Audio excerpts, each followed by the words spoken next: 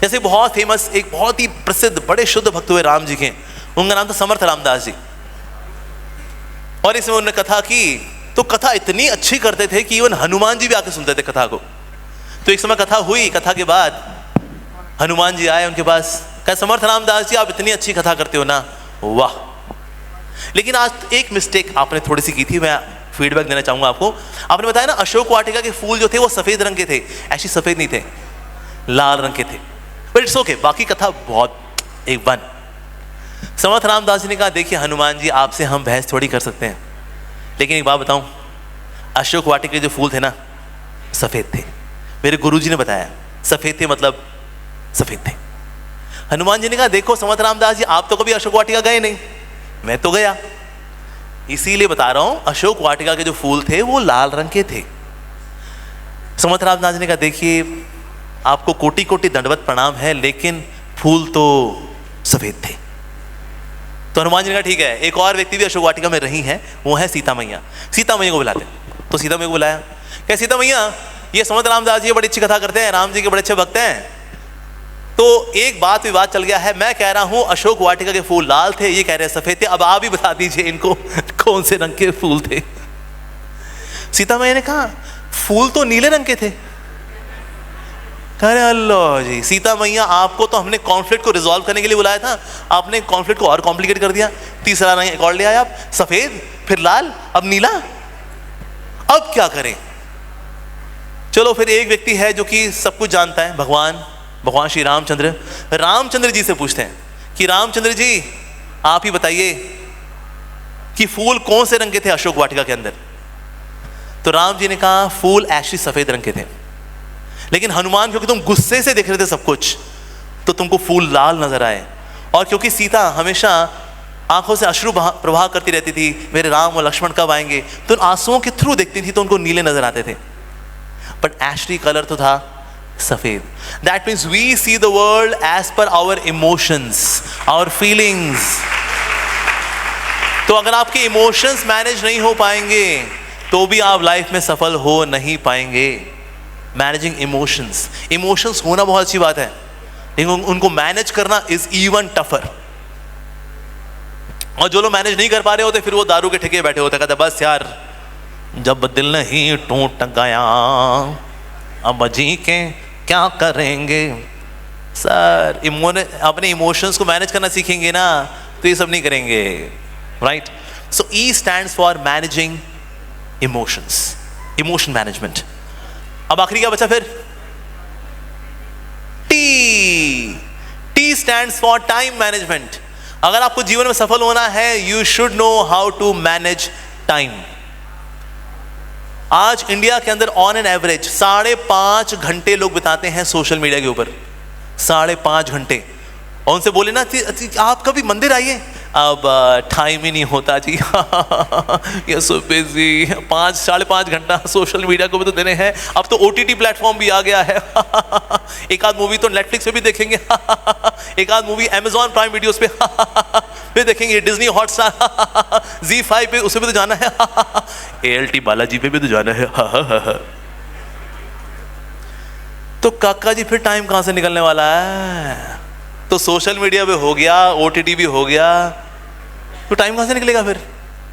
So managing time is very important. और time निकलता नहीं है, टाइम निकालना पड़ता है। कभी टाइम ऐसा नहीं आपके सामने आएगा बोलेगा मैं समय हूं, जैसे महाभारत में आता था ना, चक्कर घूमता था उसके अंदर, मैं समय हूं। तो ऐसा हमारे साथ होगा कभी कि समय आएगा बोलेगा मैं समय हूं, मुझको कहीं लगा लो, कोई अच्छी जगह लगा लो। ऐसा होने वाला कभी? ऐसा कभी नहीं होने वाला। और अगर हो भी जाएगा ना, अगर हम कहेंगे तू है पास, तू है हमारे पास, अब देख मैं तेरे को इसको ही वेस्ट करता हूं उसको ही वेस्ट कर देंगे हम। तो इसीलिए टाइम को मैनेज करना बहुत ज्यादा जरूरी है। कैसे करेंगे टाइम को मैनेज? It's very difficult. जैसे कि अगर हम किसी को रेकमेंड करते हैं आप थोड़ा प्रभु का नाम लीजिए, थोड़ा हरे कृष्णा करिए, थोड़ा भगवत गीता पढ़िए, तो लोग क्या बोलते हैं? टाइम नहीं है जी, टाइम ही नहीं है। अच्छा टाइम नहीं है। अच्छा एक चीज बतानी थी आपको, आपका जो बच्चा है ना वो मेरे कब्जे में है, ठीक है जी। और आपके घर में हमने लगाया सीसीटीवी कैमरा। अगर आप रोज 1 घंटा गीता पढ़ लेंगे और 1 घंटे का प्रभु का नाम ले लेंगे तो आपके बच्चे को कुछ नहीं होगा। और जिस दिन ऐसा नहीं हुआ तो बच्चे का जो है हम छोटे छोटे छोटे छोटे छोटे छोटे छोटे छोटे छोटे छोटे छोटे छोटे छोटे छोटे छोटे छोटे टुकड़े कर देंगे। तो रोज टाइम निकलेगा क्या? निकलेगा, बिल्कुल निकलेगा। सीसीटीवी कैमरा के आगे बैठ करके आप रोज 1 घंटा गीता पढ़ेंगे। दीदी पढ़ रहे हैं अमोघ लीला जी, मेरे बच्चे को कुछ मत करना आप, हमको नहीं पता था आप साधु नहीं, आप तो डाकू हो, हमें पता नहीं था, हमारे बच्चे को किडनैप करके ले गए आदमी को, मेरे बच्चे को कुछ नहीं होना चाहिए। टाइम निकलेगा? निकलेगा। यानी कि टाइम निकल सकता है, हम टाइम निकालते नहीं हैं। पर हम किस चीज के लिए टाइम निकालते हैं? जो चीज हमारी प्रायोरिटी में होती है उसके लिए टाइम निकालते हैं। जैसे 14 फरवरी को लड़के अपनी गर्लफ्रेंड के लिए टाइम निकाल लेते हैं, टाइम निकालेंगे, ऐसे तड़तड़ काम कर रहा होता है, ओए होए होए होए। तो बॉस पूछता है क्या हो गया भाई आज तो? अरे बस सर 5 बजे निकाला मेरे को। क्यों सर? 14 फरवरी सर, किससे मिलने की तमन्ना है, प्यार का इरादा है सर। टक टक टक टक काम चलेगा उसका, लंच भी स्किप कर देगा उस दिन तो। बस आज तो कैफे कॉफी डे, माई सेन्यूरिटा, ए बेबी। टाइम निकलता है क्योंकि मेरी सेन्यूरिटा मेरी प्रायोरिटी में है ना, इसीलिए। सो हर वो चीज जो करनी चाहिए जब तक वो प्रायोरिटी में नहीं आएगी उसके लिए टाइम कभी निकलने वाला नहीं है। That means there is no such thing as time management, it is all priority management. अगर आपकी प्रायोरिटीज ही हिली हुई हैं तो आप गलत चीजों में ही टाइम लगाते रहेंगे। टाइम, अच्छा हमारा टाइम ऐसे खराब कहां होता है? हमारे बाहर भी डिस्ट्रैक्शंस हैं, अंदर भी डिस्ट्रैक्शंस हैं। बाहर की distractions can be a friend, a gossip monger, गपोड़ी, अरे आजा गप मारते हैं यार, इसी में ही टाइम गया। Time wasters. हमारे अंदर भी टाइम वेस्टर है हमारा मन। हमारा मन के ना 2 पंख हैं, एक है पास्ट टेंस, एक है फ्यूचर टेंस। और इन 2 पंखों पे हमारा मन उड़ता है, पास्ट टेंस, फ्यूचर टेंस। इसकी वजह से प्रेजेंट भी हो जाता है tense. So past tense, present very tense, future tense. तो क्या करना चाहिए इस पंछी के दोनों पंख काट देने चाहिए। जब तक आप प्रेजेंट में रहना नहीं सीखेंगे तब तक आप टाइम वेस्ट करते रहेंगे। या तो पास्ट के बारे में सोच सोच के ऐसा क्यों मेरे साथ क्यों मैंने किसी क्या बिगाड़ा था, क्यों वाई मी। पास्ट। फ्यूचर, पता नहीं क्या होगा, अब तो एआई आ रहा है, हमारा क्या होगा, जॉब चली गई तो क्या होगा, ऐसा होगा तो वैसा क्या होगा, उसने मेरे को छोड़ दिया तो क्या होगा। Future tense. तो इसीलिए जब तक हम प्रेजेंट में रहना ना सीखें, आजकल कई लोग कोर्स करते हैं mindfulness, being in the present. जब आप खाना खाएं तो सिर्फ खाना खाएं, जब आप नहाएं तो सिर्फ नहाएं। सोचिए ये बात आज लोगों को बतानी पड़ रही है।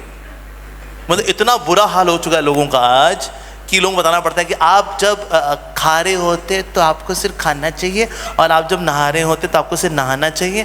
ठीक है, अरे भाई, और लोग कहते हैं wow what a seminar, my God. अरे झंडू, तुम्हारा इतना बुरा हाल हो चुका है कि तुमको ये बताना पड़ रहा है। बीइंग इन द प्रेजेंट लोग है ही नहीं।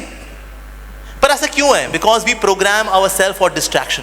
ऐसा देखा लोग खाते खाते करते हैं मोबाइल फोन पे लगे रहेंगे, ऐसे एक टुकड़ा डाला फिर ऐसे। उनको कहता है ये मल्टीटास्किंग करेंगे टाइम सेव होगा। But here I am programming my brain for distraction. मैं फोकस से उसको हटा रहा हूं। 2 चीजें, खाना देखना, खाना देखना, खाना देखना, डिस्ट्रैक्शन। इसलिए आज लोग डिस्ट्रैक्टेड हैं। In the year 2003, the most distracted species on the planet was goldfish. उसका attention span है 9 seconds. In the year 2022, इंसानों का attention span देखा गया, it is 8 seconds. हमने गोल्डफिश को भी पछाड़ दिया है। जोरदार तालियां हो जाएं। कि ताली बजाने की बात नहीं है, हम लोग ऐसे खोते हो चुके हैं अब कि इवन सबसे डिस्ट्रैक्टेड स्पीशी गोल्डफिश के पास गोल्ड मेडल नहीं है डिस्ट्रैक्शन का। हमारे पास है gold medal. We are the most distracted species on the planet. हमने कर दिखाया, जोरदार तालियां। Thank God. मुझे तो इस बार भी ताली बच गई ना, मैं यहीं से उधर जाता। मैं कहा भाई कूद जाओ, कहीं कुछ दे दो मेरे को। अरे हम लोग इतने डिस्ट्रैक्टेड हैं कि बैठ करके तसल्ली से सुनना हम कर ही नहीं पाते। लोग बैठे होंगे, टांग हिलाते रहेंगे, टांग हिलाते रहेंगे, टांग हिलाते रहेंगे, व्हाट्सएप खोल लेंगे, बीच में ऐसे खोलेंगे, बगल में देख लेंगे कि साड़ी कैसी है, साड़ी कैसी, इसका पैंट शर्ट, ये हाल है आज लोगों का।